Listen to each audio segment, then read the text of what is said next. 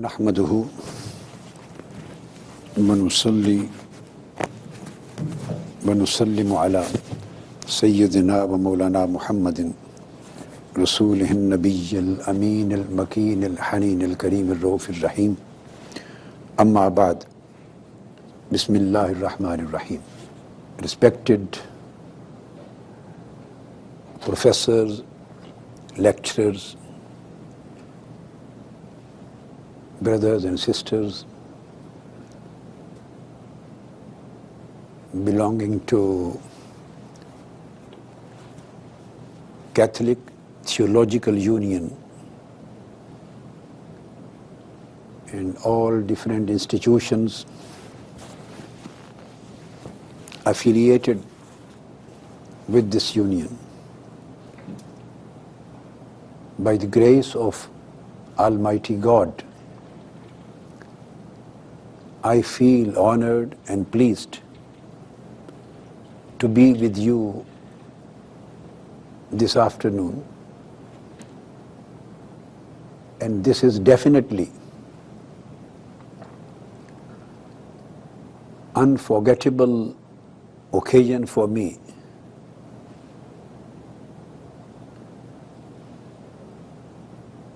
To sit in such a beautiful gathering which reflects and represents in letter and spirit the true sense of mutual and interfaith understanding, the true sense of openness, tolerance, love, peace, mercy, compassion, and togetherness. And I appreciate the remarkable efforts of Catholic Theological Union and all of its members and teachers and students in order to promote the cause of understanding and propagating the true essence of religion. Religion, which is the dignity of mankind, which is the fountain of human values, which is the real origin of social, human, ethical, moral and spiritual values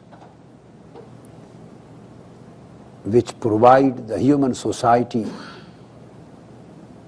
with peaceful coexistence and with a very beautiful atmosphere of togetherness, mutual respect, mutual understanding. And sitting here this evening reminds me very old days when I used to be a student of Sacred Heart School, which was a Catholic missionary school. And I'm talking of 1955 and 56, when only 3 branches were opened in Pakistan, just on trial basis, whether it succeeds or not.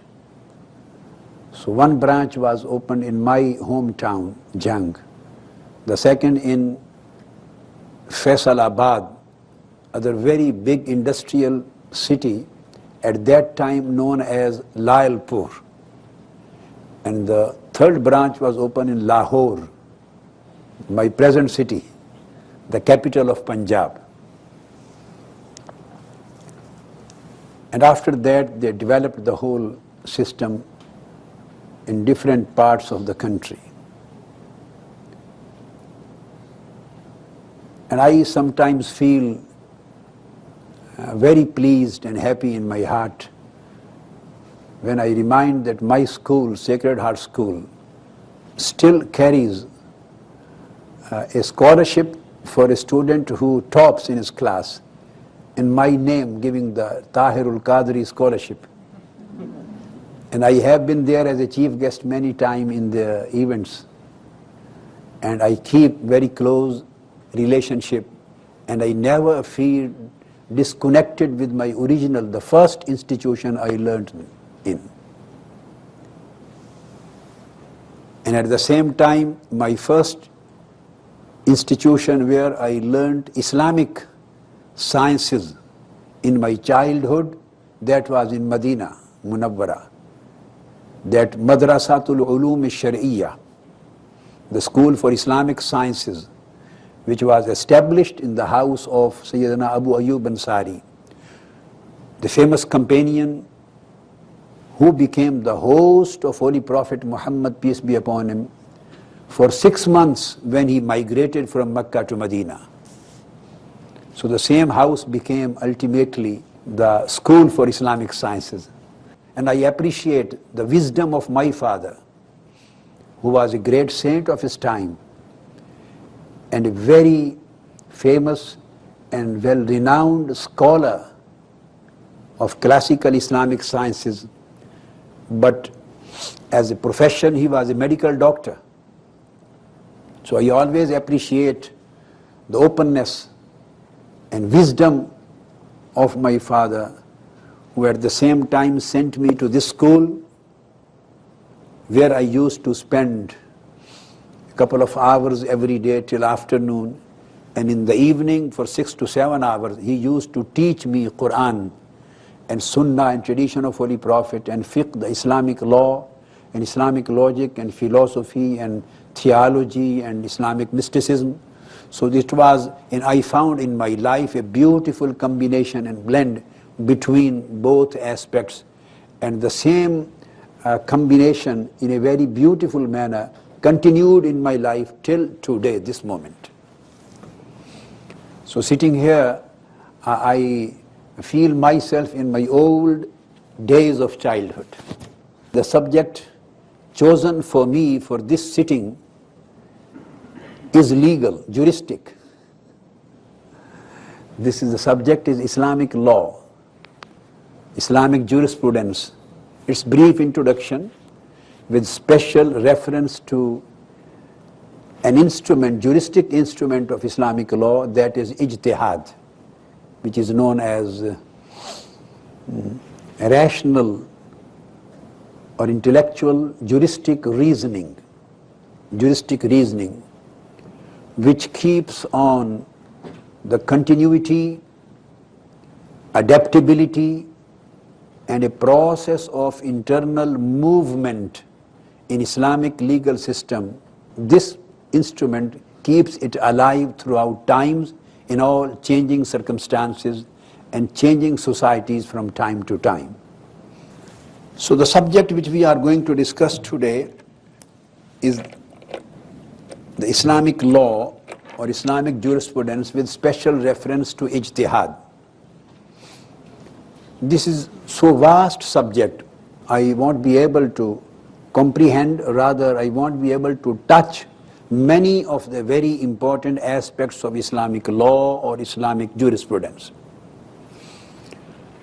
But keeping the time frame and time impediment in my mind, I will confine myself to certain issues which may be of important, interesting, some certain interest for you.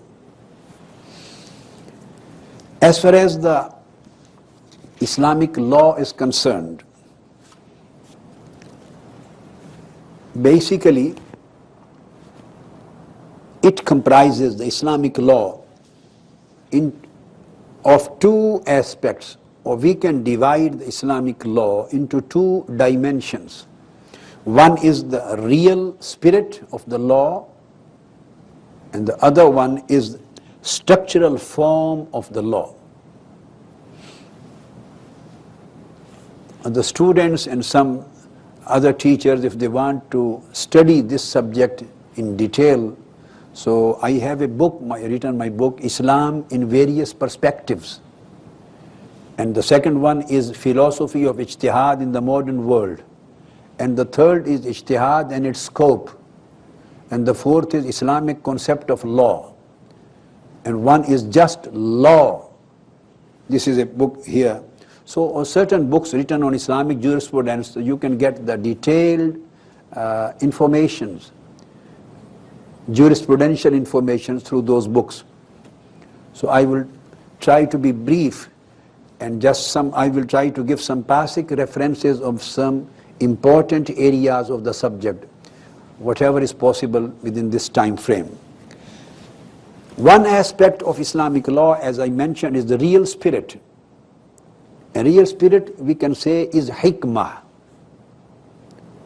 And the structural form, this is the hukm. So there is a link between hukm and hikmah. Law primarily deals with hukm, and hukm is legal value. And the definition of hukm, when we say law, so it is defined according to Islamic jurisprudence as a legal value. And its definition of hukm, according to Islamic jurisprudence, the authentic original sources on Islamic law and Islamic jurisprudence like At-Tawdih, written by Sadr al-Sharia, and many other great authorities on Islamic jurisprudence, they say that the hukm is, for example, is ma sabata bi khitabillahi ta'ala al-muta'alliq bi af'al al-mukallafin bil iqtida'i aw at-takhyir aw al-wad'. This is the Arabic definition of law, hukm. It means that this is a legal value, and the commentators say that in Islamic jurisprudence law, the text of Quran or the Sunnah of Holy Prophet, the words or the textual wordings of the Quran or the tradition of Holy Prophet sallallahu alaihi wasallam, or the textual wordings of the commandment of God and Prophet. So text itself is not known as law. So there is a difference between the text of Quran and the text of the tradition of Holy Prophet, peace be upon him, and law, I mean hukm itself.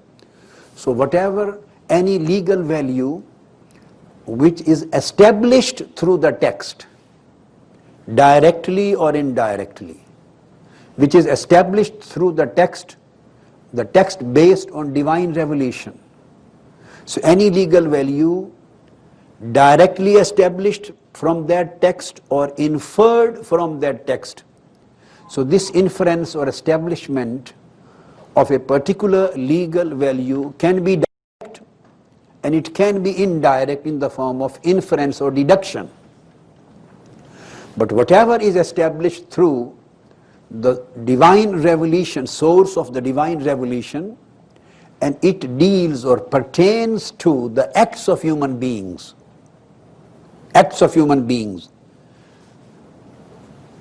and whether it may be related to the talab or iqtida, to demand of the commission of an act or demand of omission of a certain act.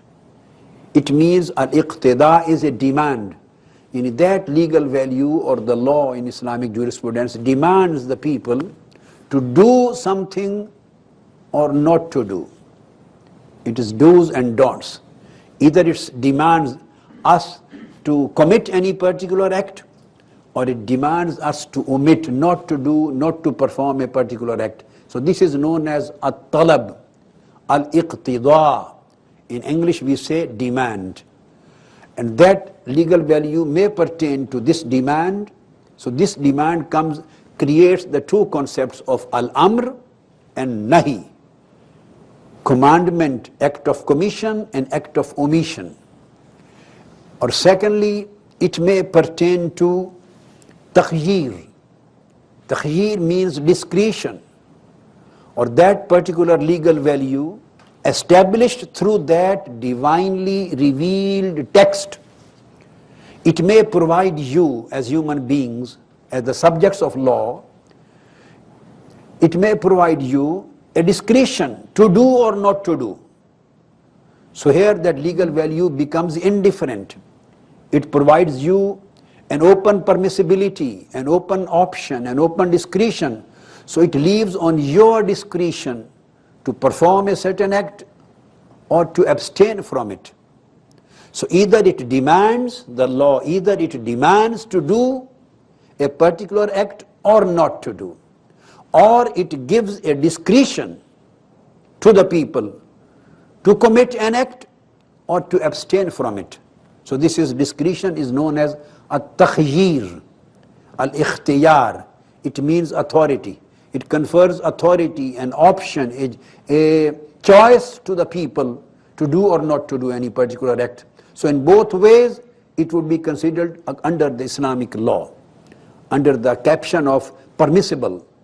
And third aspect is, or this legal value may pertain to any declaration. It neither demands you to do or undo a thing, nor gives you any discretion regarding any particular conduct, particular behavior, particular action. No. Just it declares something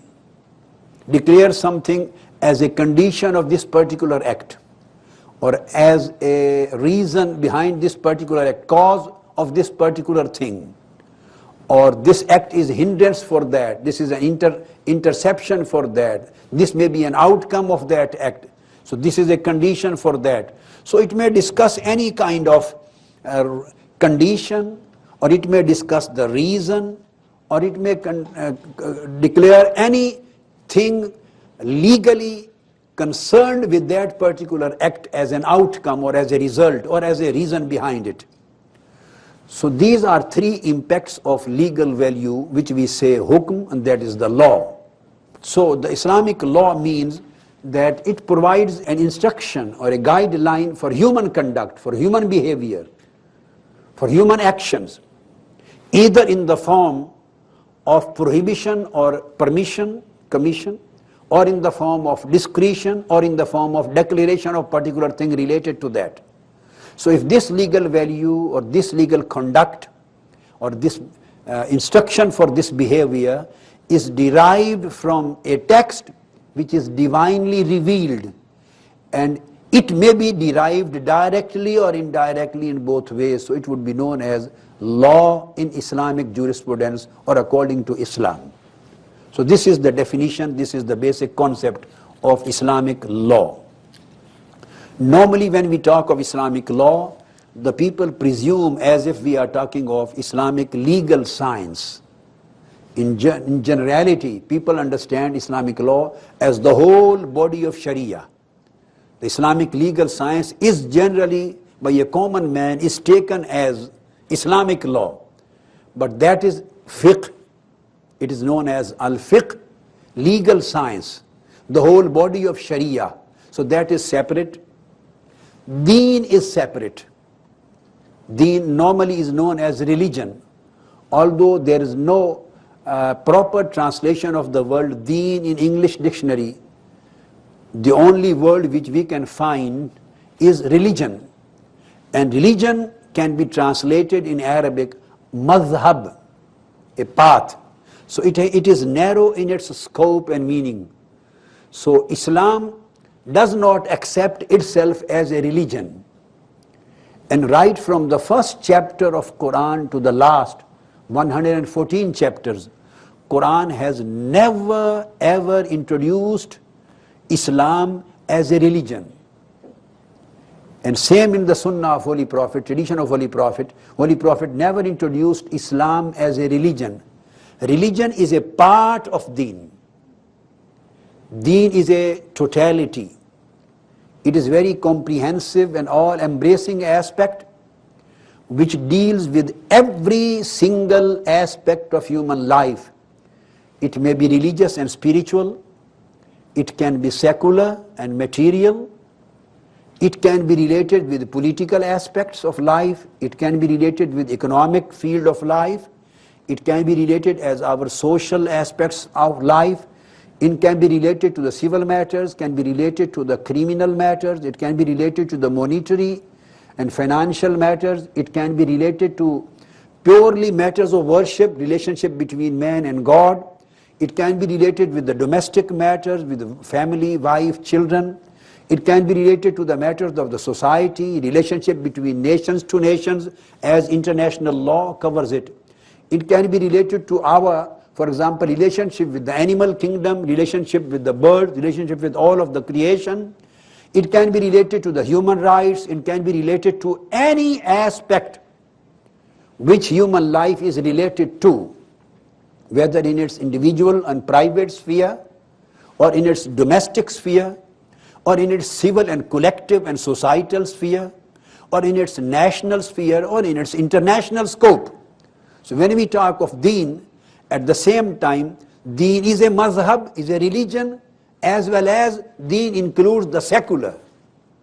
This is very unique phenomena which normally the people living in Western world, they can't understand. And this is the matter which creates some problems. When we talk of deen, and some people, they say, some Muslim, I would say preachers, or some representatives, those who are known to be representatives of Muslim world, and they have taken up the slogan of Islam, and they claim to be the protectors of Islamic interests, rightly or wrongly. So they say that secularism or secular has nothing to do with deen of Islam. So this is totally a wrong concept. Deen of Islam comprises, and it constitutes, and it includes both secular and spiritual. It includes the matters and laws dealing with the body and spirit, dealing with the matters of this world and the matters of life hereafter. So both secular and spiritual, both are included in deen. When we talk of mazhab, religion, religion has its specific narrow scope, just related to the religious and spiritual matters which pertain to acts of worship, our acts of faith, specific religious or spiritual traditions, scriptures, their commandments, and it emphasizes on establishing and strengthening the link and relationship of a man with his Lord. So according to Islam, whole this phenomena is known as mazhab. This is religion, the scope of religion. But when we talk of Islam, inna ad-deena indallahi al-Islam. So Islam is not a mazhab. Islam is deen. So when we talk of Islam, that's why we talk of secular thing too. So that's why it includes the human rights and animal rights, the political morality and economic morality and social morality, and the aspect related to the human rights. So the whole sum is covered in deen. And within deen is the most comprehensive term for Islam. Then within deen, there's another term known as Sharia. And Sharia means just the legal aspect of Islam. Laws of Islam. These laws of Islam, these come under the purview of Sharia. But at the same time, Sharia includes morality, law and morality. Sharia combines both law and morality and spirituality. So Sharia is narrower in scope as compared to deen. Sharia deals with spiritual matters, religious matters, moral and ethical matters. All secular matters are also dealt by the Sharia, secular matters of the life. Then we come down, then the new term comes, that is al-fiqh, which is known as Islamic legal science, and generally known as Islamic law. But speaking strictly in technical sense, law means hukm, a legal value. But commonly it is known as al-fiqh, the legal science. So then we come to al-fiqh. When we come to al-fiqh, the Islamic legal science, which includes the jurisprudence and law both. So this is al-fiqh on one hand, then the science of theology comes on other hand, then the science of spirituality comes on other hand, known as tasawwuf and tariqa and al-haqiqa and ma'rifah. And then the science of exegetical science of Quran, the science of tradition of Holy Prophet, the science of history, historiography, then all sciences are separate. So when we talk of fiqh, we just talk of the science of law, the science of the legal values within Sharia. So Sharia is broader in scope as compared to al-fiqh or law. Law becomes specific. And when we talk of Islamic legal science, then the last term used in it is law, technically speaking, and law means commandment in general perception. But strictly speaking, in technical sense, law means legal value, which I have already defined. The legal value which is for human conduct, which is established through a text based on divine revelation, directly or indirectly, that becomes the law. So these are 5 terms used in this context. Ad-Deen, then Madhab, Sharia, then Al-Fiqh, and then law, al-hukm. So today we are discussing about law, Islamic law. So having this thing in our mind, as I mentioned that there are 2 aspects or dimensions. One is the real spirit of law, which is the wisdom and hikmah. The main theme, the main reason, the main wisdom for which that particular law is given. The main spirit, the main objective, which is needed to be materialized, needed to be achieved. So that is the motivating force behind the law, the real spirit. It is known as al-hikmah. And Quran says, يَتْلُو عَلَيْكُمْ آيَاتِنَا وَيُزَكِّيكُمْ وَيُعَلِّمُكُمُ الْكِتَابَ وَالْحِكْمَةِ. Prophet Muhammad, peace be upon him, recites the Quran on you, just recitation. Then he purifies yourselves so that lower self is transformed, upgraded into the higher self, and it becomes the upper self, the spiritual one, which may be able to receive the divine light and which may be able to get connected with the divinity. So that is the process of spiritual enhancement known as tazkiyah, spiritual purification or purification of soul. And this is known as to be the biggest jihad according to Islamic science. The word jihad, Holy Prophet, peace be upon him, he was asked, Ya Rasulullah, O Holy Prophet, which is the best and the biggest jihad? Holy Prophet, peace be upon him, said, to fight against the wishes, evil wishes of your lower self. This is the biggest jihad in Islam.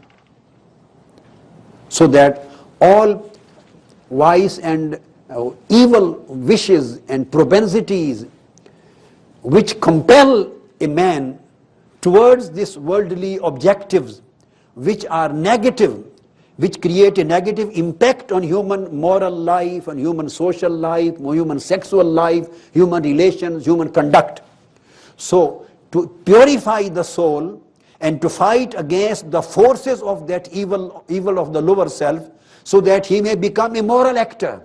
He may improve the man may improve his moral condition, his ethical state of mind, his spiritual state of mind, and he may become a fountain in his inner self, a fountain of peace, a fountain of patience, a fountain of thankfulness, a fountain of love.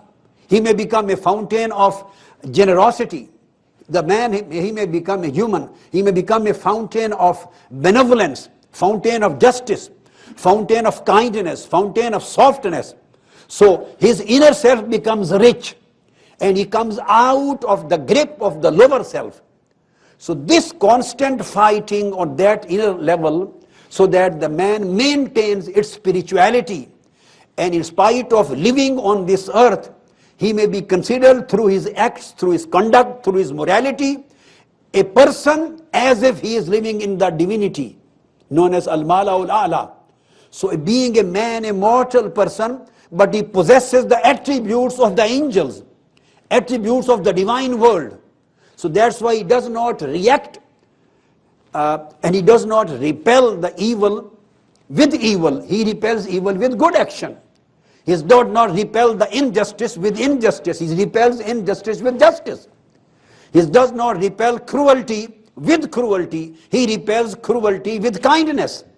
He does not repel the harsh behavior with harsh behavior. He repels the harsh behavior with soft behavior. So he becomes you can say, an embodiment of mercy, love and peace and tolerance. And that's why the peace in his inner self, it reflects the peace in outer world.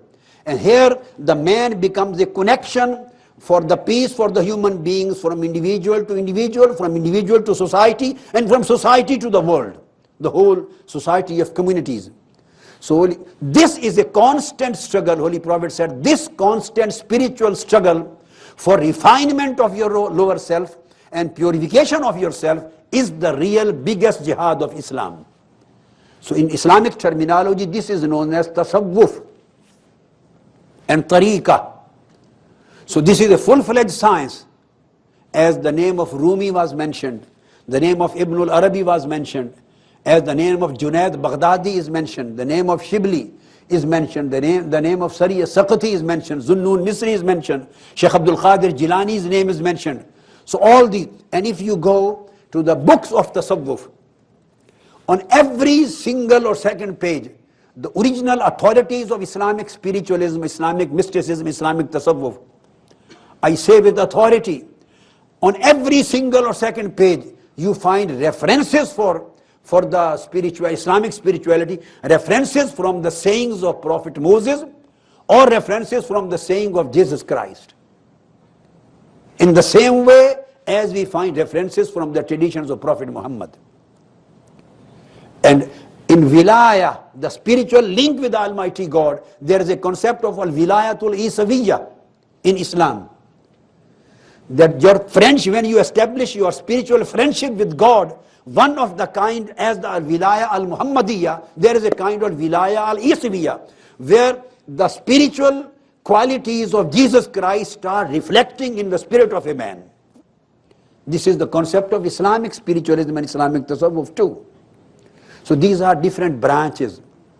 So when we come to Islamic law, so there are certain sources which Islamic law is derived from. These are the basic sources. We say these are the sources of Islamic law. And the original reference to the sources of Islamic law, first of all, is Quran. In Quran, I will quote just one verse to establish the fact. It is stated, Ya ayyuhallazina amanu ati'ullaha wa ati'ur rasul wa ulil amri minkum. O believers, obey Almighty God.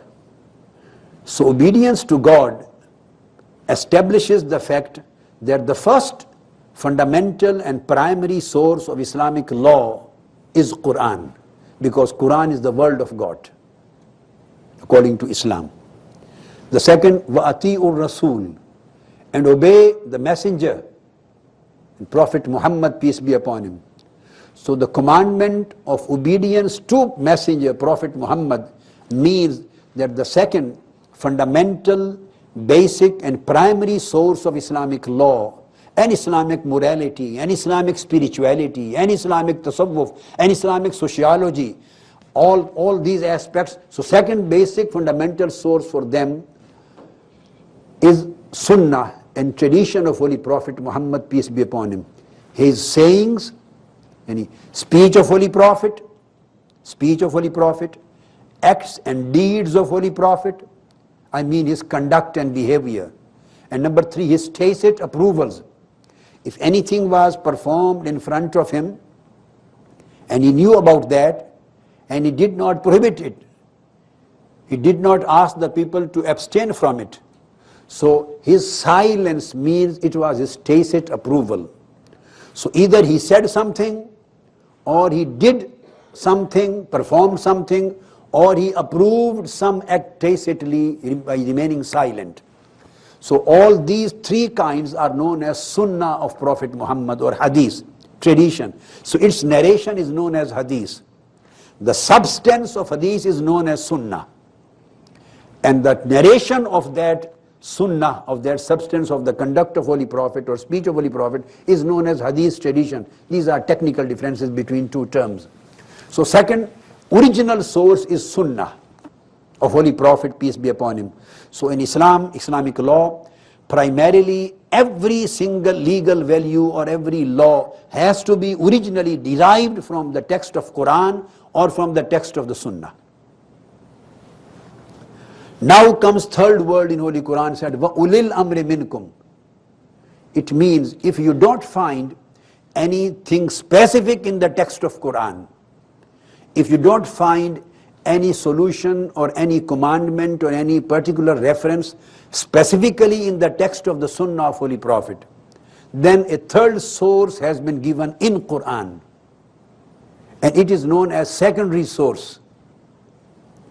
So we can divide the sources of Islamic law into three categories: the primary sources, the secondary sources, and subsidiary sources. Quran and Sunnah of Holy Prophet fall within the first category of primary or fundamental or basic sources. Then comes Ulil Amri Minkum. So two categories, Ijma and Ijtihad. Ijma and Qiyas. Qiyas is one form of Ijtihad. So we say Ijma and Qiyas. Ijma means consensus of the opinions of the jurists. And number four is a single juristic opinion, Ijtihad, or it's one of the specific form, Qiyas, analogy. So these two fall within second category, that is secondary sources. And then comes the third category, subsidiary sources, which I will mention now later. It means this concept that the laws of Islam are rigid and there is no scope of change in these laws, or there is no scope of adaptability in changing circumstances, in changing societies from time to time. So this presumption or perception is totally wrong. The laws of Islam have two qualities, and the Islamic legal science is a mixture, a combination of the two characters, rigidity and flexibility. Islamic laws, there is a rigidity in it, and there is a quality of continuous flexibility in it. So Islamic legal science or Islamic law is a combination of both, a beautiful balance between rigid and flexible. So what question is, what is rigid and what is flexible? What would be the limit of rigidity and what would be the limit or scope of flexibility? The two things which I earlier mentioned. The real spirit, which is actually motivating force, the wisdom, the basis on which the legal structure has been formulated. So that is the thing which protects and promotes and continues with the flexibility of the law. And structural form maintains the aspect of the rigidity. So whatever is in the text of Quran and text of Holy Prophet, peace be upon him, so it is unchangeable, but in its unchangeability there is a scope of flexibility.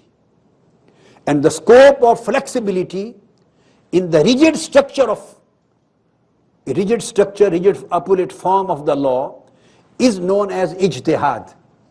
That instrument and that device which provides a continuous flexibility, which provides a continuing adaptability, which provides a continuing reconstructive spirit in the law of Islam, and which makes it be fitting in changing circumstances from time to time. That is the third one, ulil amri minkum ijtihad. And when we talk of ijtihad, as I mentioned, ulil amri minkum, this has quoted the concept of ijtihad. Then ijtihad is further divided into two categories. Because I mentioned ijtihad is a scholarly, intellectual. So whatever is decided by Quran and Sunnah is clear. These are two texts. And both of these texts are known to be divinely revealed text according to Islam.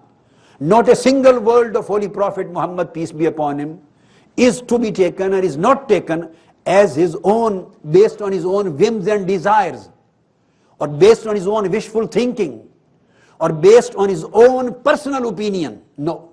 The categorical concept of Islam is whatever Holy Prophet, peace be upon him, utters, being a messenger, being a direct recipient of God's authority, being a direct recipient of God's word, being a direct representative of God's will, he demonstrates God's will and he utters God's command and he receives the word from God and communicates the same word to the people and demonstrates the will of God through his own acts, conduct and behavior.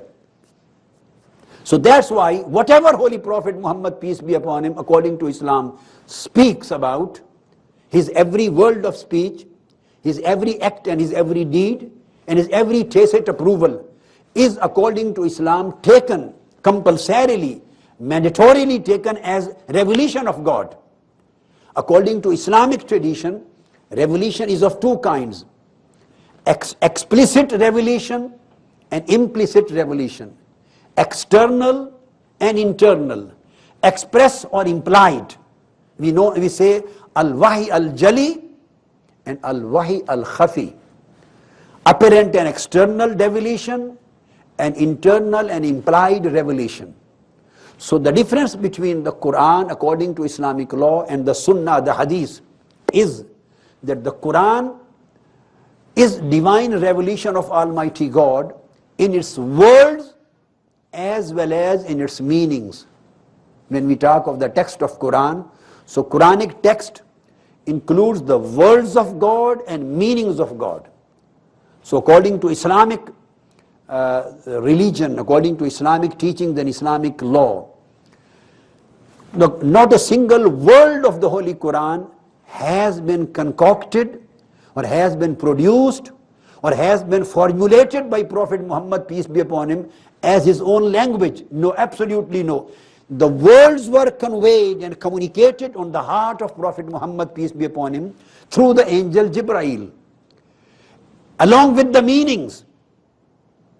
And then Holy Prophet, peace be upon him, communicated the divinely revealed words of Almighty God along with their meanings to his companions and to his community. So Quran is divine revelation in its words and meanings, letter and spirit both. Now second source, as-Sunnah, the tradition of Holy Prophet. When we come to Sunnah, Sunnah is also taken as divine revelation. But Sunnah and Hadith, this is divine revelation in its implied meanings. Impliedly, not expressly. Meaning thereby that the Sunnah, the tradition of the Holy Prophet, peace be upon him, the meanings are revealed on the heart of Holy Prophet. The meanings, the message, the wisdom, the main spirit, it was revealed on the heart of Holy Prophet, heart of Holy Prophet. So he receives the will of divine will of Almighty Allah's, the divine will. And then he speaks with his own words. He describes Allah's, God's will in his own words. So if he uses his own words to express the divine will of God, it is known as Hadith and Sunnah. It becomes the tradition. This is the difference between Quran and Sunnah. Meanings of Quran and Sunnah both are equally divinely revealed. Meanings are revealed, divinely revealed, both. But difference is that in Quran, words are also revealed by Almighty God through angel Jibreel, and in Hadith, words are the product of Prophet Muhammad, his own language. So he expresses Allah's will in his own language, it becomes Hadith and Sunnah. So these are two sources which provide us the basic text. Basic text. And this text of Hadith was communicated and narrated and reported about thousands of companions with witnesses. And the third source is ijtihad, as I already mentioned. So ijtihad means Holy Prophet, peace be upon him, asked one of his companions. He was Muaz ibn Jabal, and at second occasion he was appointed as a governor of Yemen. And another point, Abu Musa Ash'ari, he was appointed as governor to certain province. So he gave these instructions to both on different times. Very famous hadith, which elaborates the sense which I have already explained in the light of Quranic verse. Atiullah wa atiur Rasul wa ulil amri minkum. The authority of Quran as a source, the authority of the Sunnah of Prophet as a source, and authority of ijtihad, the legal juristic opinion, third authority. So Holy Prophet asked his companion Muaz, how will you decide if any matter comes in front of you in your court? What would be your methodology of judgment? How will you decide the matter? He said, bi kitabillah. I will try to find the solution in the text of Quran. So I will decide the matter according to Quran. Then Holy Prophet himself asked, فَإِن لَمْ تَجِدْ فِيهِ. If you don't find the solution of that particular problem, or you don't find that particular issue in the text of Quran, then how will you decide? Then he said, بِسُنَّةِ رَسُولِ اللَّهِ. Then I will decide in the light of the Sunnah, in the light of the conduct and teachings of Prophet Muhammad, peace be upon him. So his words are very clear, categorical. When he asks, if lam tajid, if you don't find in the text of Quran, here in these words of Holy Prophet lies the concept of reconstructive spirit of Islamic law. And continuity and adaptability, it means that it is not necessarily required that every single issue is to be decided or can be decided by the text of Quran. Holy Prophet himself endorsed there may be certain things and many things. For example, centuries will keep on passing on. New issues will be evolved. And new matters will emerge. New questions and problems and new legal, juristic, political, social, economic, cultural situations will arise in human life. And if you try to find its solution or answer in Quran, you won't find exactly the answer in the text of Quran. So here Quran provides a space of applying the mind, space for rationale, space of reasoning, space for intellectual effort. So then he said, now the second reference after Quran, you have to go to consult the hadith and sunnah of Holy Prophet, peace be upon him, but it's quite wider. It was quite wider. So he said, I will then take my decision in the light of the sunnah of Holy Prophet, peace be upon him. Then Holy Prophet asked, فَإِن لَمْ تَجِدْ فِيهِمَا. This is the third point, which maintains the continuity, adaptability in all changing circumstances. And he said, if you don't find the solution or answer in both of these sources.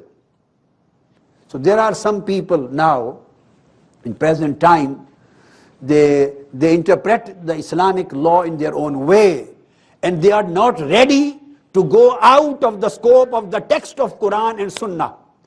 And they are not ready to accept any single thing which is out of the scope of the text of Quran and Sunnah. And that's why they have become rigid in their interpretation of Islam. They have become extremist in interpretation of Islamic laws. And they are not ready to adapt themselves in the changing situations. And they are not ready to interact with the people. So their whole model of Islam has become an isolated model. And they are not ready to integrate, because their knowledge is not getting integrated with the knowledge of the present century and present life. Why? The reason is they are not ready to come out of the incumbent authority of just text of Quran and Sunnah, the first two sources. And this viewpoint, and they consider as if they are sticking to originality of Islamic teachings. And this is totally rejection of originality of Islamic teaching, because the originality of Islamic teaching is that Holy Prophet himself is giving an injunction and saying, O Muaz, O Abu Musa Ash'ari, if you do not find the answer of that particular problem in the text of Quran and my Sunnah. It means he himself created a space, a room for application of mind, and he himself endorsed that there would be thousands and thousands and millions of problems in coming times, because the human life is constantly in a process of development. Nothing is permanent in this world and life except change. So change has to be continued. Change is a continuing process. And human existence, this change makes human existence, human life, human atmosphere beautiful. So no law can be considered to be a practicable law unless that law provides a very big space and room for the change. If there is no scope for change, no scope for adaptability in changing circumstances, it means then you have thrown your own law and Sharia in the back centuries. And you are compelled to live an isolated life, cutting yourself off from the whole world. And this is totally against the teachings of Prophet Muhammad, peace be upon him. When he said, فَإِلَّمْ تَجِدْ فِيهِمَا, it means there will be thousands of problems which you will address, you will face, you will try to find their solution and answer in the text of Quran and my Sunnah, and you won't. So this is the originality. And where, if these two situations come, then Holy Prophet asks, what will you do? If you don't find the categorical solution in the text of Quran, or you don't find a categorical solution in the text of my Sunnah, then third thing, he referred to walam yakd fihi salihun. The great competent jurists, collectively, they might have given the answer. So the third thing which Holy Prophet referred was the parliament. As-salihun. The competent people, a collective body of competent people. Now, by the passage of time, 1500 years before, the term parliament was not available. So he gave a concept, you have to look into the body, the collective decision of the body of the competent, pure and capable people, the pious people. And other hadith tells, Holy Prophet ﷺ, he used the words, very significant words. He used, Sayyidina Ali reports this hadith. He reports that he asked himself to Holy Prophet, Ya Rasulullah, Qultu, Ya Rasulullah, in nazala bina amrun, laysa fihi amrun o nahyun, fama ta'muruna. O Holy Prophet, peace be upon him, this hadith is reported by Imam Tabarani, and all of his rijal, the reporters and narrators are sahih and muwassaq. Holy Prophet said, he asked, if there is a situation which we face in our life, and we don't find any amr or nahi, any specific command of commission or omission in Quran or in hadith, your hadith, then what we are supposed to do? What would be the position of Islamic law in that matter? Holy Prophet said, Qala tushavirun al-fuqaha wal abidun. Tushaviru al-mushawara. Go to collective consultation. The third source, ulil amri minkum, is collective consultation. And when you go to collective consultation and formulate it in a proper way, it becomes the parliament, a collective body of competent jurists, scholars, learned, competent people who are able to legislate, who are able of law making. Tushavirun al-fuqaha wal abidin. And then again, second point, very significant, coming more and more. Then Holy Prophet finally came to the term of parliament. I'm talking 1500 years before. Prophet of Islam finally, in a hadith, mentioned the term of parliament. That was a time when people were not aware of this concept. Holy Prophet said, first of all, then go and consult collectively al-fuqaha, the competent, capable jurists who are pious too. Collective them, wala tamdu fi ra'ya khasatin, or no need to follow a single opinion, if you are able to get the collective opinion. Then fourth hadith, reported by Abdullah ibn Abbas, again he reports from Sayyidina Ali, the fourth guided caliph. He says, if a situation, in arada lana amrun, lam yanzil fihi al-Quran, walam yukhassas fihi sunnatum mink. This is an answer to that rigid viewpoint. Those who are not ready to create any flexibility in their thinking. And those who are not ready to create any room for reasoning, this is a very good teaching for them. Sayyidina Ali asked, Ya Rasulullah, if a situation arises and we don't find any Quranic verse revealed on that particular issue, and we don't find your sunnah specifying the answer of that particular issue, then what we are supposed to do? This question was asked by the fourth guided caliph, the great companion and son-in-law of Prophet Muhammad, peace be upon him. And Holy Prophet he replied, beautiful words. He said, Taj'alunahu shura bainal abidina minal mu'minin. The word shura Holy Prophet has used. He said, then go to the parliament of the competent, pious jurists among the Muslims. Ashura, go to the parliament. And here I would like to mention that the concept of parliament here, given by Quran, let us try to understand this concept in the light of the practical demonstration. In the times of the first guided caliphs, four guided caliphs, Sayyidina Abu Bakr, Umar, Usman and Ali, Rizwanullah ta'ala alayhi ajmain, there was a bicameral parliament, bicameral legislature in the time of first four guided caliph through Holy Prophet, peace be upon him, straight away after the holy demise of Holy Prophet. So they introduced bicameral legislature as you have here, Congress and Senate. And in Pakistan there is National Assembly and Senate. In England there is House of Commons and House of Lords.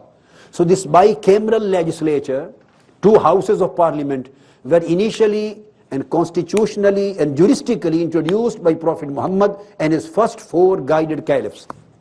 So the first shura established by the companions was bicameral and consisting of two houses. One was known as Shura-e Khas, special house of representatives. The second was known as Shura al-Am, common general house of representatives. In special houses there was just specialist jurists, competent, highly senior, pious, competent jurists and scholars among the companions. They used to be the member of special house, Shura Khas, smaller in number. And the general house were common representatives of the society. At that time there was no process of choosing the MPs or senators, but normally those people who used to possess the status of the tribal heads or their representatives or respected in their own spheres and areas, they were impliedly a member of the general house. And that's why even when fourth caliph, Sayyidina Usman, the third caliph, when his time of election arrived, so the case was referred to the Parliament of Medina. At that time the Parliament of Medina consisted of 50 members. First of all the case was referred to the cabinet. There was equal vote, number of vote. Half numbers of vote in favor of Sayyidina Usman and half number in favor of Ali.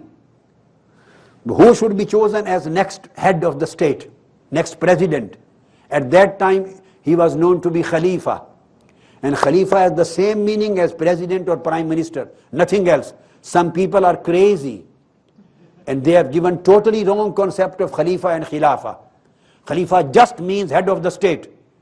Anybody who is heading the state, maybe a parliamentary form of government or presidential form of government. This is an Arabic term. And Khalifa means who succeeds. For example, one party comes, the Labour, the party and the Democrats and and in England the Labours have gone now and the Conservatives have come. So if one party takes over the government from another, this continuity and process of taking over from one to another, this continuity of the process is known as Khilafah. And to me, in modern term, democracy is the actual translation of Khilafah. Unfortunately, some youth, crazy, those who have no basic knowledge of Quran and Sunnah and classical sciences of Islamic law, they have been given totally wrong interpretation, wrong meaning. They know nothing except whatever they listen from few mullahs. If they teach them wrong, then they start shouting on the streets, we want Khilafah all over the world and we want Khilafah. Khilafah, just a truly democratic state is Khilafah. And if it is ruled according to the basic teachings of Quran and Sunnah and Islam, it is Islamic Khilafah. according to the teaching given by Prophet of Islam. And those teachings were like the city-state of Medina, where Holy Prophet declared the whole society a multi-ethnic, multi-faith and multicultural society, where the Muslims and Jews and non-Muslims all together were declared a single nation. This was the first Khilafah established by Prophet Muhammad, where Muslims and non-Muslims were equal members of the same nation and community, with freedom of their religion and culture and traditions and customs. So the number was equal in the choosing and election of both persons. Then the case was referred to the Parliament of Medina. At that time the parliament consisted of 50 members. Again there were votes. So 25 voted in favor of Usman, 25 voted in favor of Ali. Equal number of votes. Then Abdul Rahman bin Auf was appointed as Chief Election Commissioner, a great famous companion of Holy Prophet. And he conducted an election, general election in the form of referendum for 3 days. And at that time there were no secret ballot papers. It was just one-to-one asking, whom do you want to be your president? Whom do you want to be your president? So he for 3 days and night asked thousands of people. And it comes the men and women both. So in the early days of Islam, in the guided caliph period, women were allowed, women were given the right of vote, right to vote. So the women voted for the president at that time. I'm talking 1500 years ago. And the residents and everybody. So majority gave the opinion in favor of Sayyidina Usman. So he was appointed as the president of the Khalifa, third Khalifa, on majority vote. So decision of the parliament or decision of the nation on majority vote, the basis of true democracy, this was followed in letter and spirit by the Prophet and his companions. And Holy Prophet gave this law. اثنين خير من واحد وثلاثة خير من اثنين وأربعة خير من ثلاثة وخمسة خير من أربعة. Vote or opinion of 2 persons is better than 1. Opinion of 3 persons is better than 2. Opinion of 4 persons is better than the opinion of 3. Opinion of 5 persons is better than opinion of 4. Then he said, Yadullah al Jama'ah. Always follow the majority opinion because they are always safe. And Allah's blessing is with them. So the concept of majority opinion, the root, the crux of democracy in modern time, that was given by the Prophet Muhammad, peace be upon him. And it was practiced by the companions. And at that time the parliament used to have the members, lady members in the parliament of Islam. When second guided caliph Sayyidina Umar, just 3 years after the death of Holy Prophet, peace be upon him, just 3 years after his demise, Sayyidina Umar, in his time of caliphate, I say in his time of government, when he was the ruler, he wanted to pass a bill. He proposed a bill in the parliament of Medina, and he wanted to fix a limit for the dower of ladies, because practice was that there was no limit for their dower. They may use any amount as dower, whether after that they were able to pay it or not. So he wanted a bill to be approved by the parliament that there should be a certain limit on dower reasonably, so that it is definitely paid to women, to the wife. So he brought a bill as the ruler, as the head of the state in the parliament. A lady who was a member of the parliament, she stood up on the floor and he challenged the bill which was put by the head of the state, Sayyidina Umar, second guided caliph. And she challenged his view and she said, "Oh Umar, how can you limit the dower for a lady when Almighty God has not limited it?" So he asked, "Oh lady, where have you got this law from?" Then she quoted a verse of Holy Quran, "Ataytum ihdahunna qintaran." Quran says, even if you have given or committed the heaps of gold as dower for your wife, you are bound to pay them. So she said, she inferred that the word heap of gold, it means Allah Almighty God doesn't want to put any limit. Let it be unlimited, right of right. Sayyidina Umar, the caliph, the head of the state, he said, "Asabat imra'atun wakhta imra'un." The lady is correct and I am wrong. So he withdrew his bill back. He withdrew. So this was the democratic tradition laid down by the Prophet of Islam. and the guided caliphs and companions of Holy Prophet. So the third source was basically the parliament, consisting of upper house, consisting of the jurists, scholars, PhDs, for example, professors, the great pious people, the men of understanding, the men of wisdom, the men of knowledge. And the lower house, it was the house of the common representatives of the nation. So this is the third house. Ulil Amr collectively becomes a parliament, and individually it becomes the right of a jurist.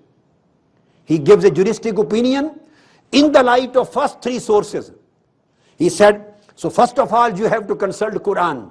If you don't find the answer, go and consult the text of the Sunnah of Prophet of Muhammad, peace be upon him. If you don't get the answer, go and consult the parliament. Parliament means the collective body of the khulafa, the companions of the pious jurists and capable scholars and representatives. And even if you don't get any specific answer in that collective, it is known as ijma too. The consensus of opinion, this is a juristic term used for that, and there are many formats of ijma. I have quoted just one of these formats in the form of shura and parliament, taken from the hadith of Holy Prophet. And if it is not possible to get answer even from that collective consultative body, then فَأَجْتَهِدُ بِرَأْيِي, he said, then I will perform my own ijtihad. Then I will use my reasoning, my intellect, and I will try to derive some answer by the application of juristic reasoning, and then I will find some answer. So this was the fourth source was ijtihad. And this ijtihad was ijtihad al-bayani, in the form of reinterpreting the text of Quran. Again, final aspect which I am coming to now.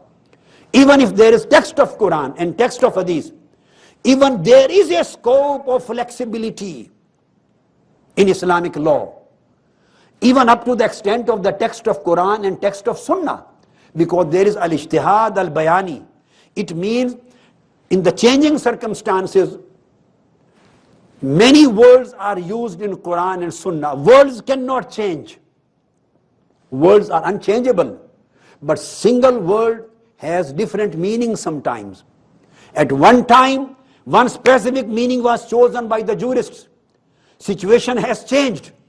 Now, a competent jurist can choose and prefer other meanings in the light of other general instructions of Quran and Sunnah, where there is no contrast or where there is no conflict with other teachings of Quran and Sunnah. So you can adopt the new meaning in the form of reinterpretation. So reinterpretation of Quranic text and the Sunnah is possible according to the changing times. All of you know there are four mazahib, schools of Islamic law. And being the existence of four schools of Islamic law established the fact that there is a scope of interpretation and reinterpretation and difference on legal and juristic interpretation of the same word. There is a single hadith, Imam Abu Hanifa gives a different meaning. So the Hanafi school of law accept this particular juristic interpretation of a verse or juristic interpretation of a tradition. Imam Shafi'i comes. He takes the second meaning of the same text. So he gave the different legal value. Imam Malik gave a third one. Imam Ahmad bin Hanbal gave another one. So on the one text, four different meanings have been given. What does it mean? It means that it is the mercy of God and the ummah on the mankind that four different options have been given. Commandment is same. But as far as its meanings and implications are concerned, four different choices and options have been given. So the community, Muslim community, some people are following this option, some this option. So options are given. So this opening the door of options and opening the door of new interpretations, this creates the chapter of reconstructive spirit of law in Islam. This creates the philosophy of adaptability and continuity in all changing times of society. Four schools exist in interpreting juridically the Quranic and Hadithic text. So this is al-ijtihad al-bayani. Then there is al-ijtihad al-qiyasi, analogical deduction based on analogy. New situation has arisen. You will try to find some similar situation in Quran and Sunnah or in Ijma in old days, And if there is a common cause between the old situation and new, because of that common cause, that order according to new circumstances would be extended in the new place. This is analogical deduction, al-ijtihad al-qiyasi. And third is al-ijtihad al-istislahi. If there is no specific answer in Quran and Sunnah or ijma, then there is al-ijtihad al-istislahi, ijtihad, juristic opinion based just on public good and public welfare in the common interest of the society and human beings. This is a law of Islam, and it is known as al-istislah, and according to Imam Abu Hanifa it is known as al-istihsan, and according to Imam Malik, Maliki school, it is known as al-masalih al-mursala, a law based on public good for the common interest of the society, for general welfare of the people. So for here you can depart from regular analogy to any other decision in order to achieve the fairness, to facilitate the people, to provide easiness and convenience to the people, and to remove the hardship from the life of people, and to lessen the difficulty from the life of people, and to make them the law more easy for adoption and more easy for practice and more easy for continuity in the society and adjustment in the society. So totally, this is the reason based on public good and common interest and welfare of the people. This itself is Islamic law. And then there is urf and ada, the custom and usage, unless it is not contradictory with the provision of Quran and Sunnah. So you can adopt the customs of America, you can adopt the custom of Britain, you can adopt the custom of African society, Muslims living there. So Islam has permitted the legality and provided the custom and urf and the custom and usages, it has provided with legality and validity. Holy Prophet himself maintained and restored some customs of the pagan Arab society which were not in contradiction with the spirit of the teachings of Islam. So today in the same way, customs of various countries can be adopted, known as al-urf wal-ada. Then again, pressing necessity. Sometimes there is a grievous necessity in your life, so exemption has been provided to you. So there are exceptional laws. So Islam has created a scope for exception. You are supposed to pray, worship Almighty God in Islamic law while standing. So if you are not well, you can read worship while sitting. If you are extremely ill, you can read while lying down on your bed. So all these exemptions and facilities and conveniences have been provided, because Holy Prophet said, "Bu'istu bil hanifiyati samha." I have been raised with the most easiest deen, and I don't want to create any hardship. And God says in Quran, "La yukallifullahu nafsan illa wus'aha." Almighty Allah never wants to create any burden on the shoulders of people which is unbearable for them. So Holy Prophet said, the best of the deen is aysaruhu. The most easy and convenient one is the best act of the deen. Whenever Holy Prophet was provided an option of two, he always would choose the easy one, so that he may make it the sunnah, his practice for the ummah, for his community, so that they may not go for difficult, they may go for easy. So that the more easy is the way of acting on Islam, the more it remains practical and more it remains continuing throughout the life. So I have given just some aspects of Islamic law, a very few aspects, a glimpse, but I hope it is in the same way, it applies to every single aspect of Islamic law. For example, for Hajj, just concluding it, this was the matter of prayer. Comes the matter of fasting. It is compulsory for every Muslim, major. But if somebody is ill, there is qada. He can leave the fasting. And when he gets better, he can fast in other days. If somebody is too much old and he is not hoping to get better, so then there is concept of al-fidya. He can just do an act of charity. He can pay money or feed food in the morning and evening to any poor person. This would be his atonement for his fasting. And then there is kafara. If you intentionally break your fast, then there is a punishment, atonement of 60 fastings or feeding 60 poor people. And look at the aspect of mercy in the deen of Islam and Holy Prophet's conduct. Finally, a companion came to Holy Prophet, peace be upon him, and he cried, he said, "Oh Holy Prophet, I did a mistake and I broke my fast. What should I do?" This comes in Sahih Bukhari. Holy Prophet said, "You should fast 60 fasting. Go for 60 fasting." He said, "Oh Holy Prophet, I couldn't keep one. How can I keep 60? Holy Prophet laughed. "This is Islam." He laughed, smiled, then said, "Go and feed 60 poor people." Then he said, "Oh Holy Prophet, by God, there is nobody poorer than me in the whole valley of Medina. Whom should I feed? I am the poorest." Then Holy Prophet said, "Go and feed your family." He said, "I have nothing to feed them." He said, "Then sit here." After a while, somebody came with 2 boxes of dates. He said, "Where is that person, the breaker of fast?" He stood up. "Oh Holy Prophet, I am the one who broke the fast. Come here, take these 2 boxes of date and go and distribute among the poor of this Medina city." He said, "Oh Holy Prophet, Wallah, I bear my wife and children are the poorest in the whole city." He said, "Go, give this to your wife, your children, and eat yourself. It is your attainment." So this is the aspect of mercy. Providing convenience, providing easiness to make it more easy, practicable for everybody to do. The same is Hajj, perform pilgrimage, not every year, even if you can afford, no, just once in whole life, finished. If you go, if you want to go every year, it is just recommendatory, just for your own rewards, but compulsory is only once. Compulsory charity, zakat, just for rich people, only 2.5%. If you want to do more than that, it's up to you. It is an act of charity that has no limit.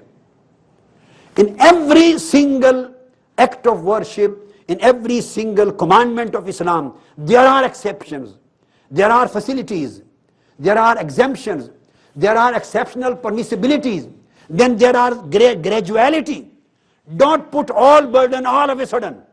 The Islamic commandments were not revealed in a one stance in Medina. No, they were revealed in 10 years, rather 23 years of Holy Prophet's life. Gradually. So that the people may get used to a new life. So graduality still exists in Islamic law, but depends upon its own format according to our own social circumstances. Then there is the philosophy of nas, abrogation and repeal. This philosophy of abrogation and repeal refers to the concept of change of law, change of legal effect in changing circumstances. It is known as taghayyurul ahkam bi taghayyuriz zaman. If the time and circumstances change, the sometimes legal effect can also be changed if it was based on ijtihad. Or if it was based on Quran and Sunnah, then it can be reinterpreted in the light of Quran and Sunnah again. You can find other meanings from Quran and Sunnah so that it may get more suitable and preferable in adoption for the Muslim community and as human beings. And this law provides mercy to all human beings, whether Muslims or non-Muslims. Because the foundation of the society which Holy Prophet laid down was collective for all of them. And his mercy for the whole of mankind. وَمَا أَرْسَلْنَاكَ إِلَّا رَحْمَةً لِلْعَالَمِينَ. He never said in the Holy Quran that my mercy is only for Muslims. My mercy is only for Arabs or only for Muslims. No, absolutely no. He said mercy of God and mercy of Prophet Muhammad is for whole of mankind. Alhamdulillah Rabbil Alameen. So according to Islam, the true faithful Muslim is the one who is merciful, loving, caring and compassionate for all of mankind, irrespective of their culture, creed, religion, faith and color. The one who is peaceful, caring, loving, compassionate and merciful for every single soul of the mankind. He is the true faithful, whether he belongs to the faith of Islam or he belongs to faith of Christianity, he belongs to faith of Judaism or any faith he belongs. Every religion emphasizes on mercy, love, peace and tolerance. This is the message of religion. I hope we will practice this message according to our own faith and religion, and this is a commonality, universal commonality between all religions. Not a single religion on this earth propagates hatred or fighting or cruelty. No, every single religion is unanimous on love, on peace, on togetherness, on unity and dignity of mankind, on generosity, kindness and softness, and forgiveness. This is the climax of Islamic and moral and spiritual character in our religions. I pray Almighty God may provide us this ability to act upon all these moral, spiritual values and legal according to our own faith and our own culture. Thank you. Assalamu alaikum.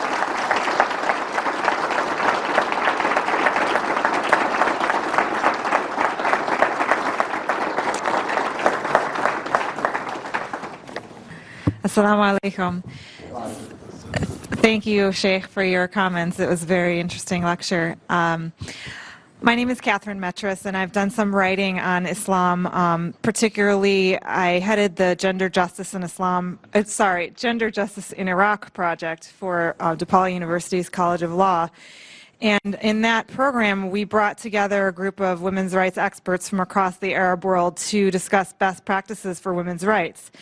And what the women agreed on was that Islam is not the problem, and Islam can be used as a solution.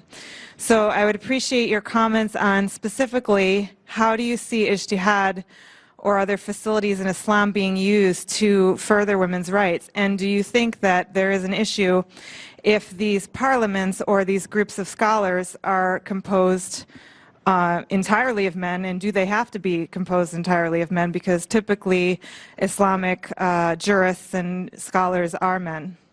The first question, ijtihad regarding the women's rights. So our sister asked, is it necessary that a parliament is to be composed just by men, or women can also be member? So it is absolutely not necessary that a parliament, Islamic parliament, would be composed just of male members. This would be totally wrong to think, and there is no single evidence in favor of this viewpoint. It can be composed by male and female, both, and I have quoted already the example of the parliament in the days of Sayyidina Umar, that the lady was already sitting there, a member who challenged the bill put on the floor by the caliph at that time. And number two, nothing, the Quran says, nothing, there is no single evidence in Quran and Hadith which prohibits them to become the member of the parliament. Ladies can be the jurist, ladies were imams of Hadith, ladies in Islamic history were imams of fiqh, and there are many ladies, muhaddis, they were scholars, they were teachers, and even wife of Holy Prophet Sayyidah Aisha, she was teacher, muhaddis, teacher of 8,000 male companions of Holy Prophet, she herself, and she has narrated the Hadith and Deen. So if she can narrate the Hadith and Deen and everybody accepted from being a lady, and many other ladies have reported Hadith in the Bukhari, Muslim, all books, so they have this position. So parliament is not to be unisexual, it can be based on the both sex. And so there's no need of ijtihad, and the ijtihad is needed where you don't find any reference from Quran and Sunnah. Then you have to perform ijtihad.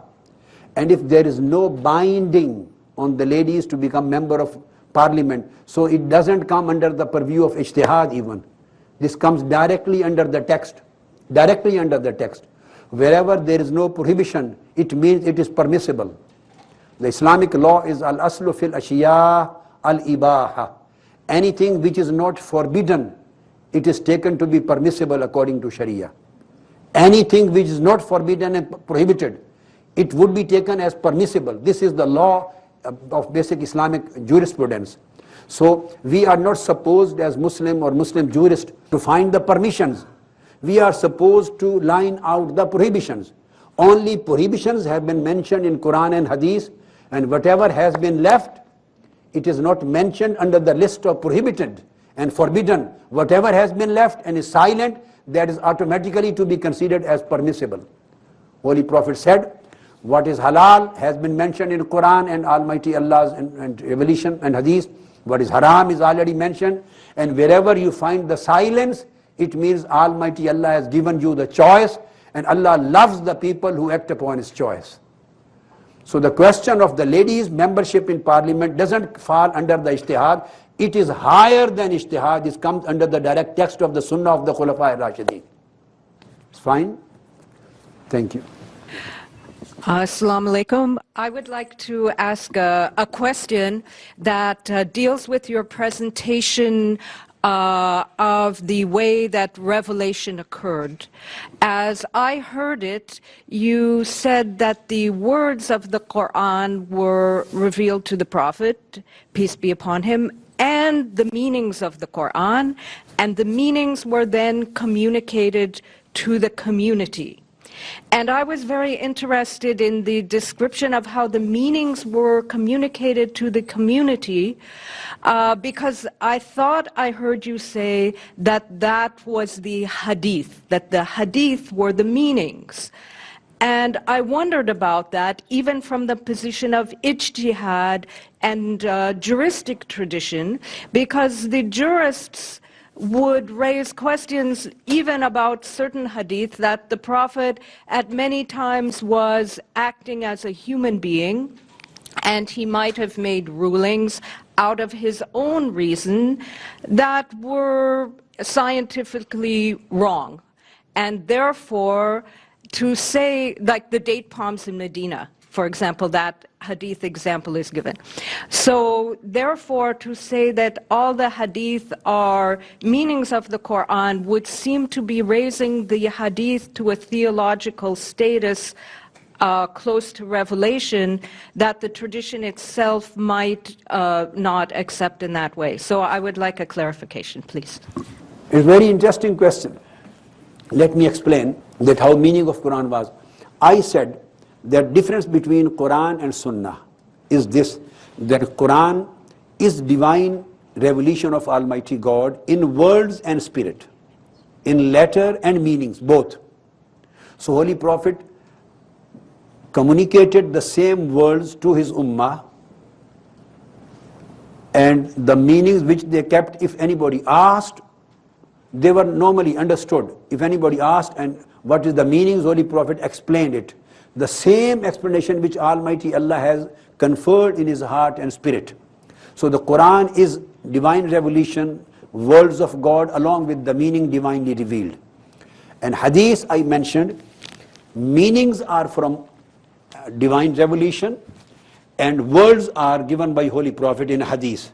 Hadith is the language of Prophet, peace be upon him. Words are given by himself, and meanings contained in his hadith and conduct, that is taken as impliedly divine revelation. So now the question which you have raised here, according to some of the jurists, so this concept is based on Quran, which I have said, this concept itself is based on Quran. So no other argument can repeal or abrogate the Quranic commandment. Quran says in Surah An-Najm, وَالنَّجْمِ إِذَا هَوَى مَا ضَلَّ صَاحِبُكُمْ وَمَا غَوَى وَمَا يَنْطِقُ عَنِ الْهَوَى إِنْ هُوَ إِلَّا وَحْيٌ يُوحَى. Said, Holy Prophet Muhammad, peace be upon him, does not speak a single word on his own. وَمَا يَنْطِقُ عَنِ الْهَوَى. Prophet Muhammad, peace be upon him, does not speak out of a wish of his own. In huwa illa wahyun yuha. Whatever he says or utters, this is revelation communicated to him by God. This is categorical Quranic verse. So that's why there is ijma, consensus of the Muslim jurist, that hadith or sunnah is al-wahi al-khafi. In the same way as Quran is al-wahi al-jali. There is express revelation, this is implied revelation based on this Quranic verse which I have quoted. Now, sometimes some people say that sometimes Holy Prophet, peace be upon him, acted as human being, and he was not acting in a particular case as a prophet or messenger. Although some of the scholars have discussed this, but why have they discussed this proposition? A specific question arose whether Holy Prophet Muhammad, peace be upon him, used to perform ijtihad or not. They have discussed this issue under this subject, whether he was just conveying the Quranic revelation and hadith in the form of implied divine revelation to us, or he performed ijtihad also in his life. This was a question in front of some jurists. Some people said, yes, he performed ijtihad. So that's why ijtihad is also sunnah of Holy Prophet. Some people replied that either if he performed ijtihad, ijtihad means if anything for him, specific answer to a specific question was not available in Quranic text, only then necessity of ijtihad arises for him. For us, necessity of ijtihad arises if we don't find the answer in two texts, neither in Quran nor in Sunnah. When comes the matter of Holy Prophet himself, so for him, only one text is beyond him, and that is Quran. So if he doesn't find any answer or any specific commandment was not revealed in Quranic text, so he gave the answer. So jurists discussed it, that answer should be taken as his ijtihad or not. Some said yes, it can be taken as ijtihad, but if it is his ijtihad, even then it becomes sunnah of Holy Prophet. Whatever is performed by him becomes sunnah for the ummah. This is what some jurists said. Some of the jurists said, even if he performed ijtihad, so his every ijtihad under the verse, in huwa illa wahyu yuha, it was also under the divine guidance of Almighty God. So his ijtihad was also a divine revelation, his ijtihad. So these are two different opinions, but they are not conflicting with each other. They are discussing these kind of acts or verdicts or judgments given by Holy Prophet, whether they would be taken as ijtihad or just they would be taken as divine revelation. Even it is taken as ijtihad, still it remains based on divine revelation because it is his sunnah. Now the example which you have quoted, the date palms and this kind of some acts, it has been interpreted in different ways. Interpreted in different ways. Sometimes a divine revelation is given to Holy Prophet, for example, to him. And sometimes it is given after a specific event takes place and divine revelation comes afterwards. So he gave them a certain instruction, and sometimes this was a test of their faith. Just he wanted to examine the stability and steadfastness of their confidence, whether they are following it or not. So they did it once, and apparently it did not bear the fruit which they were supposing. So they came to Holy Prophet. It means they complained that we acted upon your advice and we did not receive the fruits or results which we suppose. Then he said that you can practice your own tradition. Had they practiced the second time on the same way, they would have received the same result which Holy Prophet mentioned to them. So sometimes Holy Prophet used to test their confidence, the confidence of a people, of a tribe, because those people were not staunch companions, they were just new people who had embraced Islam and they belonged to specific tribe. So this was a process of tarbiyah sometimes. If anybody followed it, he said, yes, you do it second time, third time. There's what a person was suffering from diarrhea. He asked him to take honey. He took honey and came to Ujars, oh Holy Prophet, the diarrhea has increased. He ordered him take more honey. He went back and took more honey. He came, it has further increased. He came back, he said it has further increased. He said take more honey. When he third time took more honey, he said I am absolutely fine. So this was a test. The result was achieved after 3 times. Sometimes this was a process of tarbiyah. They failed to stick with it. So if anybody fails, he even never compelled them to do it, because this was not an act of worship. This was just a worldly thing. So he said, if you are not satisfied with this, go with your own tradition as you used to do. And if they had done it, they would have definitely received the same result which were mentioned. So sometimes these kind of things happened according to the process of tarbiyah.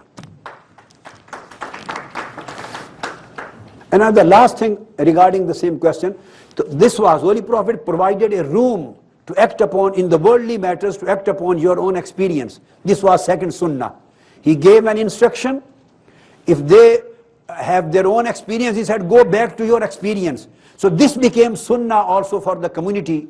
In the worldly matters, you can follow your own experience, because nothing was going to be contrary to the text of the Quran and the sunnah in the religious matter. So he provided a room to act upon your own experience or tradition too. This was also a second sunnah in this event.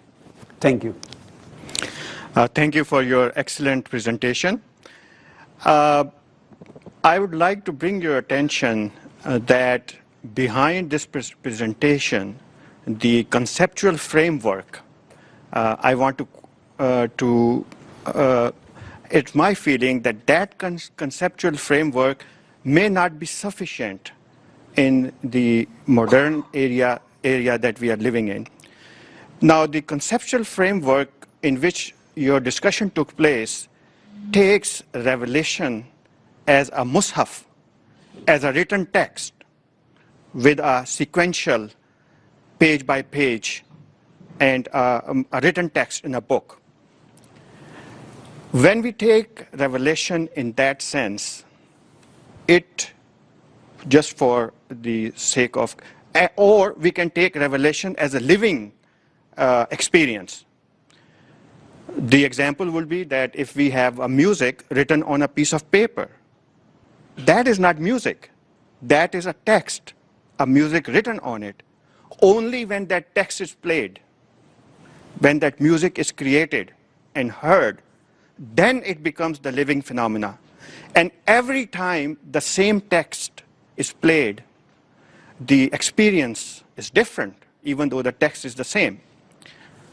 So the second option is that if we take Revelation as a living phenomena, as a discourse that took place during the time of the prophet, and the revelation needs to be taken as a discourse in our current situation so that it becomes a living and not a mushaf or a text.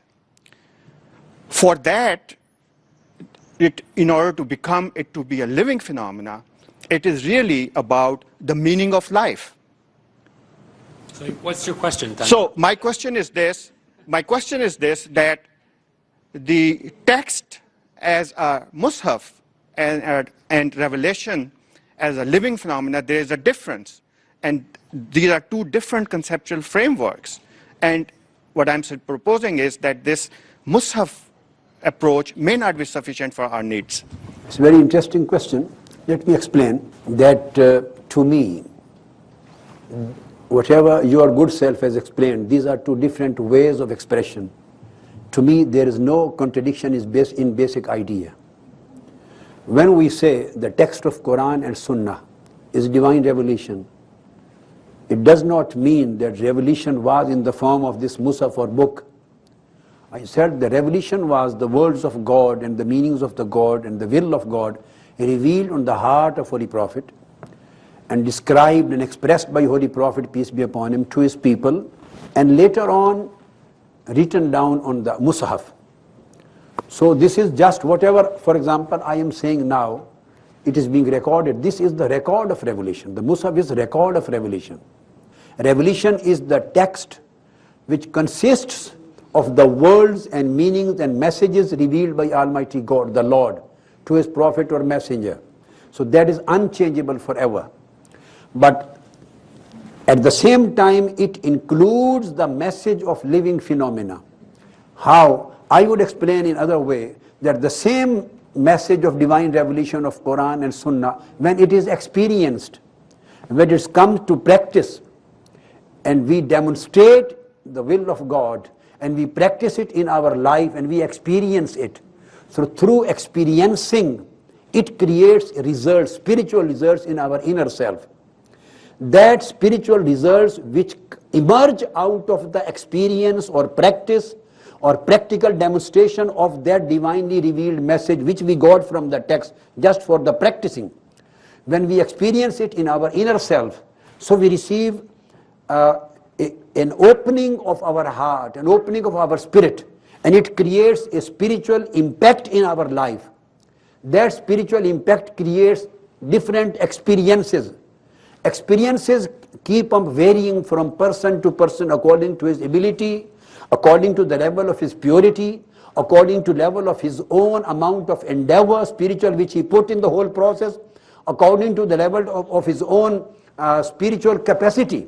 So it keeps on varying from person to person, whereas the divine revelation which he received through the text, the man received through the text, which remained the same, it will have the same impact in every time. So when it is practiced and it becomes a living spiritual phenomena, it is known as ihsan. which we receive from divine revelation in the form of text. According to Islamic tradition, it is known as Islam and Iman. When it becomes a living phenomena in our heart, in our life, in our soul, in our inner self, in our body, in our experience, when it becomes a living phenomena in our inner self, it is known as ihsan. Holy Prophet explained this position. This ihsan, through this living phenomena, by acting upon the divine revelation, which we received from the text of Quran and Sunnah, by acting upon it, when a person experiences this in his lights, so he, because of a new intuition, because opening of a new door, opening of a new light, opening of a new connection with divinity, where that divine revelation had come to Holy Prophet, now we feel, or you feel, the man feels connected with divinity. When somebody gets connection with divinity through the source of that divine blessing of divine revelation, then he starts receiving the lights. So these things are not compulsory, because personal experiences, spiritual experiences may differ from person to person. I can differ from your experience and you can differ from my experience. Although we both are receiving the light from the same divine revelation, from the same text, from the same message, but when it converts into the personal spiritual experience and endeavors, results and feelings and intuitions can be different. And these are not compulsory for other beings, whereas the revelation is always compulsory for everybody. So that revelation provides us with a very vast field of experience. That's why the saint experienced the same, the saints experienced the same, and they got connected with divine. And we, according to Islamic tradition, we don't say this, we consider it is intuition. And we differentiate between revelation and intuition. When it converts into personal experience and something is comes out of that as a spiritual vision, and vision of unseen, and vision of future, so we consider it a part of intuition. And the divine revelation in this world remains confined to the prophet and the messenger who received directly from God Almighty. So these are, to me, differences of words or expressions. Basic spirit is same. There is no basic conflict in the idea.